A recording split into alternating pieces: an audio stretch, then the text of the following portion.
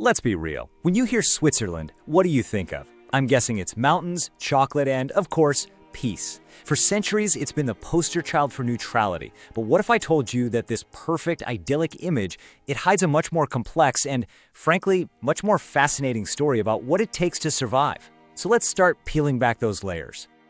And look, this isn't just how we see them from the outside. For the Swiss people themselves, neutrality is basically the foundation of their identity. I mean, check this out.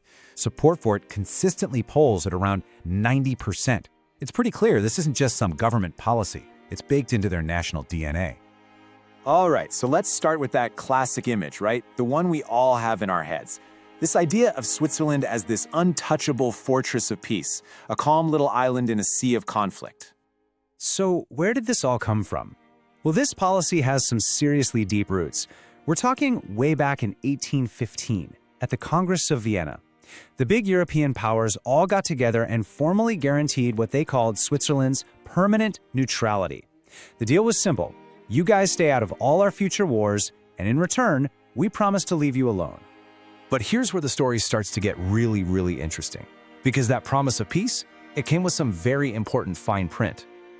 And it all leads to this kind of mind-bending question. What if the world's most famously peaceful country is also one of its most heavily armed? Yeah, let that one sink in. That's the first major paradox we're digging into today. You see, most of us think of neutrality as being passive, right? You just don't get involved, you sit on the sidelines, but that is not the Swiss way. Their policy has always been one of armed neutrality, which means this has nothing to do with pacifism. It's about having a military so strong, so capable, that the cost of invading just becomes way too high for any potential enemy. And hey, this isn't just some quirky Swiss idea. As the diplomat Edwin Reischauer once put it, to be neutral, you must be ready to be highly militarized. You don't get peace by just wishing for it. In the Swiss model, you get peace by being too tough to attack. So that's the theory. But how did this idea of armed neutrality actually hold up in the real world? Well, it was about to face the ultimate test during World War II. I want you to just picture this for a second. It's 1940. France has just fallen. All of a sudden, Switzerland is this tiny democracy completely encircled by Nazi Germany and its allies. Its neutrality and its very survival is hanging by a thread. Now this is where things get really complicated and honestly, pretty uncomfortable. On one hand, you have Winston Churchill praising Switzerland as a bastion of freedom. But on the other hand, to survive, the Swiss made some huge concessions. They supplied war materials to the Third Reich, they tightened their borders to Jewish refugees trying to flee, and they collaborated financially. It was a brutally pragmatic and deeply controversial dance of survival. And that wartime pragmatism wasn't just political. It was deeply connected to another huge pillar of Swiss identity and survival, its powerful and famously secretive banking system. It's actually amazing when you see how these two pillars grew up together. You see banking secrecy rules popping up in Geneva as early as 1713. Then, in 1815, neutrality gets that official international stamp of approval. And then, in 1934, right as Europe was heating up again, banking secrecy was written into national law. You see, political neutrality and financial secrecy created the perfect recipe for the world's ultimate safe haven.